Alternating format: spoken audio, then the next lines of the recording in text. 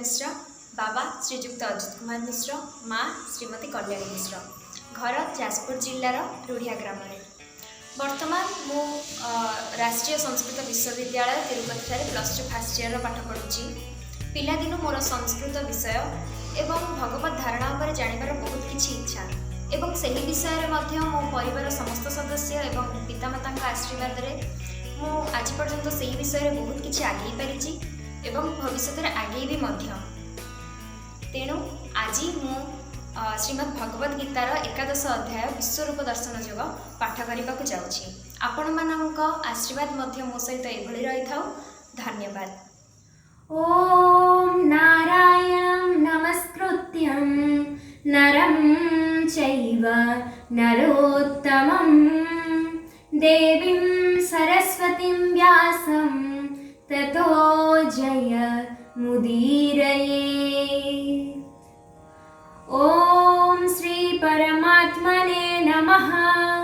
11 अध्याय विश्वरूप दर्शन योग। अर्जुन उवाच मदानुग्रहाय परमं गुह्यम् अध्यात्म संगीतं जत्वयोक्तं वचस्तेन मोहोऽयं विगतो मम। भवाप्ययो हि भूतानां श्रुतौ विस्तारसो मया त्वत्तः कमलपत्राख्य महात्म्यम् अपि चाव्ययम्।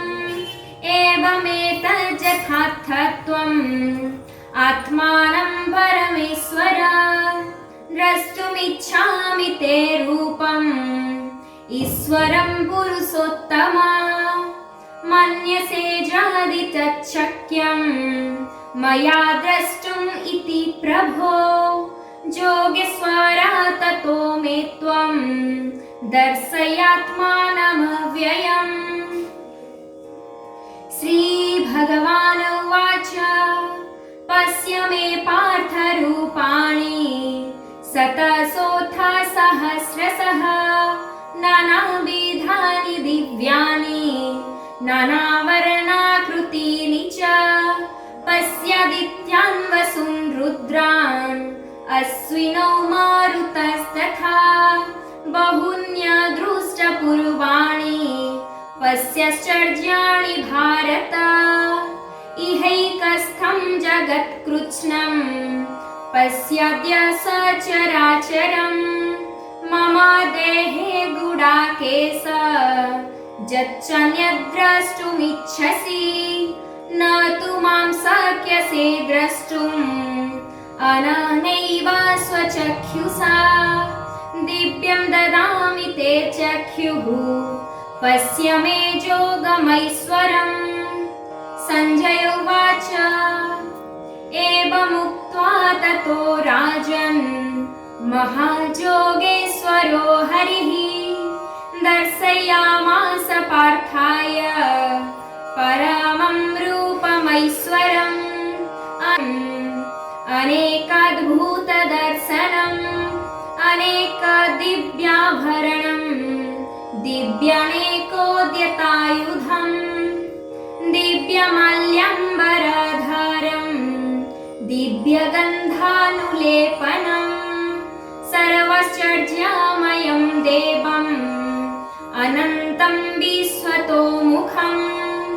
दिवि सूर्यसहस्रस्य भवेज्जुगापदुत्थिता यदि भासदृशी सा स्याद्भासस्तस्य महात्मनः। तत्रैकस्थं जगत्कृत्स्नं प्रविभक्तमनेकधा अपश्यद्वेव देवस्य शरीरे पाण्डवस्तदा।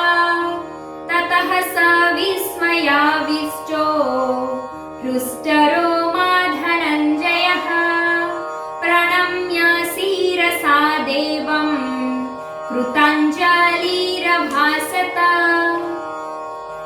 अर्जुन उवाच पश्यामि देवांस्तव देवदेहे सर्वांस्तथा भूतविशेषसङ्घान्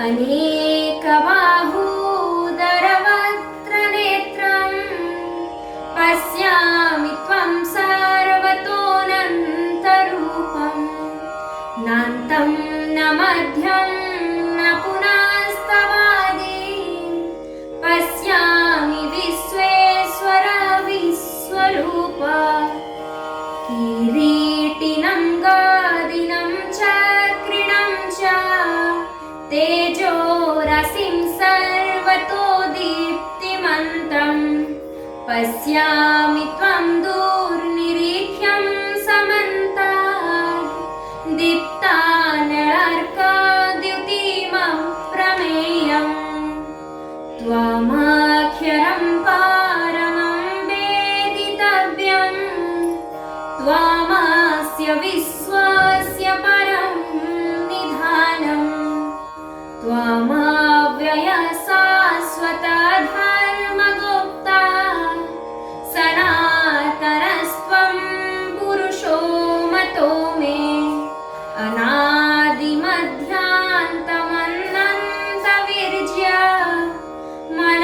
अनादिमध्यान्तमनन्तवीर्यमनन्तबाहुं शशिसूर्यनेत्रम् पश्यामि त्वं दीप्तहुताशवक्त्रम्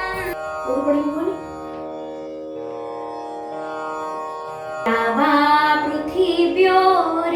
पृथिव्योरिदमन्तरं हि व्याप्तं त्वयैकेन दिशश्च सर्वः दृष्ट्वाद्भुतं रूपमुग्रं तवेदं लोकत्रयं प्रव्यथितं महात्मन् आमीहि त्वं शूरसङ्घा विशन्ति केचिद्भीताः प्राञ्जलयो गृह्णन्ति स्वस्तीत्युक्ता महर्षि सिद्धसङ्घा स्तुवन्ति त्वं स्तुतिभिः पुष्कलाभिः रुद्रादित्या वसवो ये च साध्या विश्वेस्विनो मारुतोश्च स्मपाश्च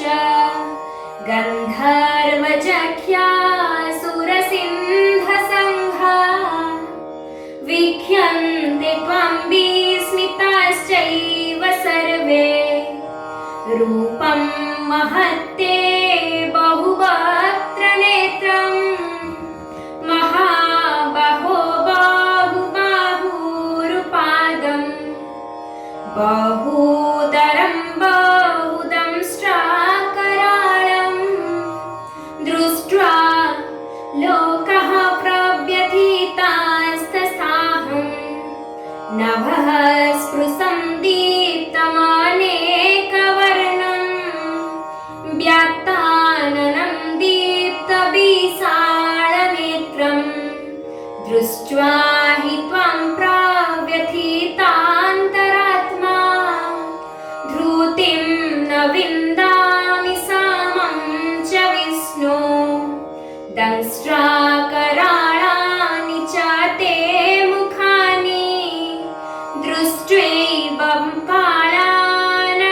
कालानलसन्निभानि दिशो न जाने न लभे च शर्मा प्रसीद देवेश जगन्निवास अमी च त्वं धृतराष्ट्रस्य पुत्रा सर्वे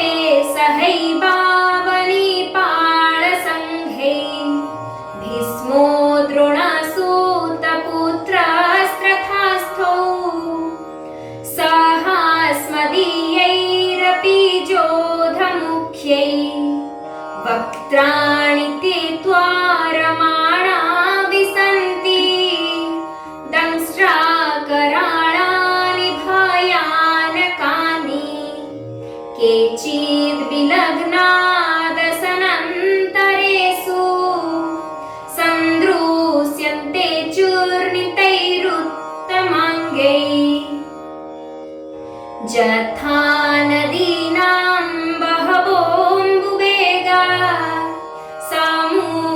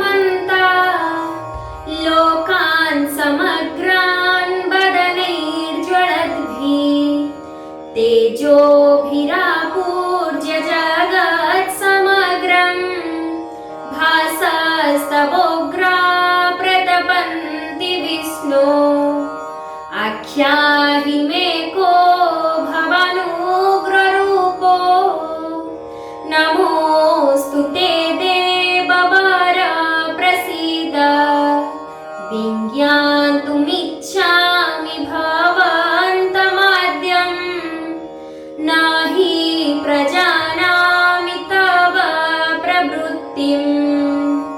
श्रीभगवानुवाच कालोऽस्मि लोकक्षयकृत् प्रवृद्धो लोकान् समाहर्तुम् इह प्रवृत्त ऋतेऽपि त्वं न भविष्यन्ति सर्वे जेव स्थितः प्रत्यनीकेषु जोधा तस्मात् त्वम् उत्तिष्ठ जसो लभस्व जित्वा शत्रून् भुङ्क्ष्यो राज्यं समुद्रम् मयैवैते निहता पूर्वमेव निमित्तमात्रं भव सव्यसाचीन् द्रोणं च भीष्मं च जयद्रथं च कर्णं तथान्यानपि योधवीरान् मया हतांस्त्वं जहिमा व्यथिष्ठ युध्यस्व जेतासि रणे सपत्नान्। सञ्जय उवाच एतत् श्रुत्वा वचनं केशवस्य कृताञ्जलिर्वेपमानः किरीटी नमस्कृत्वा भूय एवाह कृष्णम् सगद्गदं भीतः प्रणम्य। अर्जुन उवाच स्थाने ऋषिकेश तव प्रकीर्त्या जगत्प्रहृष्यत्यनुराज्यते च रक्ष्यांसि भीतानि दिशो द्रवन्ति सर्वे नमस्यन्ति च सिद्धसङ्घा कस्माच्च तेन नमिरन्महात्मन् गरीयसे ब्रह्मणोऽप्यादिकर्त्रे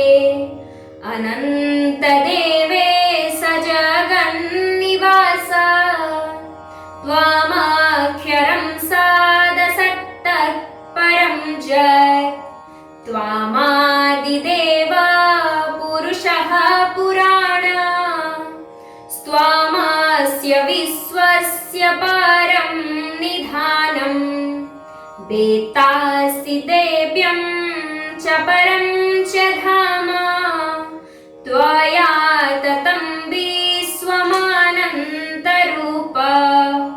वायुर्जमोऽग्निर्वरुणः शशङ्क प्रजापतिस्त्वं प्रपितामहश्च नमो नमैस्तु सहस्रकृत्वः पुनश्च भूयोऽपि नमो नमस्ते नमः पुरस्तादथ पृष्ठतस्ते नमोऽस्तु ते सर्वत एव सर्व अनन्तवीर्यामितविक्रमस्त्वं सर्वं समाप्नोषि ततोऽसि सर्व सखेति मत्वा प्रसभं यदुक्तम् हे कृष्ण हे जादव हे सखेति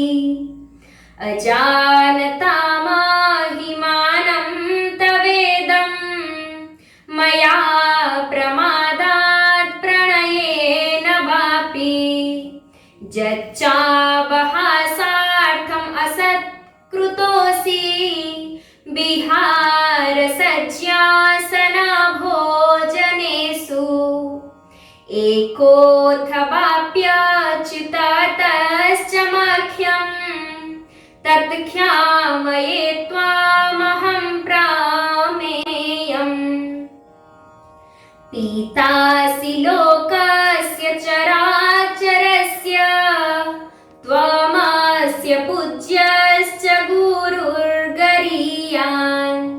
न त्वश्च मोऽस्त्यभ्यधिकः कुतोऽन्यो लोकत्रयेऽप्यप्रतिमा प्रभाव तस्मात् प्रणम्य प्रणिधाय कायम् प्रसादये त्वामहमि समीड्यम् पितेव पुत्रस्य सखेव सख्युः प्रियः प्रियार्यार्हसि देव सोढुम् अदृष्टपूर्वं हृषितोऽस्मि दृष्ट्वा भयेन च प्रव्यथितं मनो मे तदेव मे दर्शय देवरूपम् प्रसीद देवेश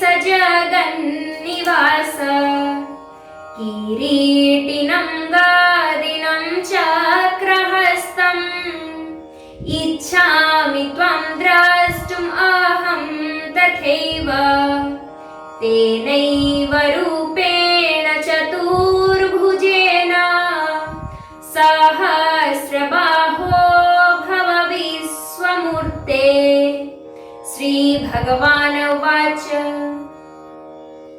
मया प्रसन्नेन तवार्जुनेदं रूपं परं दर्शितमात्मयोगात् तेजोमयं विश्वमनन्तमाद्यं जन्मे न वेदयज्ञाध्ययनैर्न दानैर्न च क्रियाभिर्न तपोभिरुग्रैः एवं रूपः शक्यहं नृलोके द्रष्टुं त्वदन्येन कुरु प्रवीर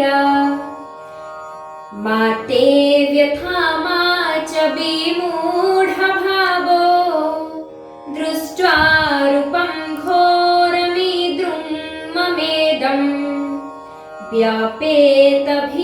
व्यपेतभिप्रीतमनः पुनस्त्वम् तदेव मे रूपम् इदं प्रपश्य सञ्जय उवाच इत्यार्जुनं वासुदेवस्तथोक्त्वा स्वकं रूपं दर्शयामास भूयः आश्वासयामास च भीतमेनं भूत्वा पुनः सौम्य वपुर्महात्मा अर्जुन उवाच दृष्ट्वेदं मानुषं रूपं तव सौम्य जनार्दन इदानीमस्मि संवृत्तः सचेतः प्रकृतिं गतः श्रीभगवान् उवाच सुदुर्दर्शमिदं रूपं दृष्टवानसि जन्मम देवा अपस्य रूपस्य नित्यं दर्शनकाङ्क्षिणः नाहं वेदैर्न तपसा न दानेन न चेज्यया शक्य एवं विधो द्रष्टुं दृष्टवानसि मां यथा भक्त्या त्वनन्यया शक्य अहम् एवं विधोऽर्जुन ज्ञातुं द्रष्टुं च तत्त्वेन प्रवेष्टुं च परन्तप मत्कर्म कृन्नत्परामो मद्भक्तः सङ्गवर्जितः निर्वैरः सर्वभूतेषु यः स मामेति पाण्डव ॐ तस्सदिति श्रीमद्भगवद्गीतासु उपनिषत्सु ब्रह्मविद्यायां योगशास्त्रे श्रीकृष्णार्जुनसंवादे विश्वरूपदर्शनयोगो नाम 11 अध्यायः।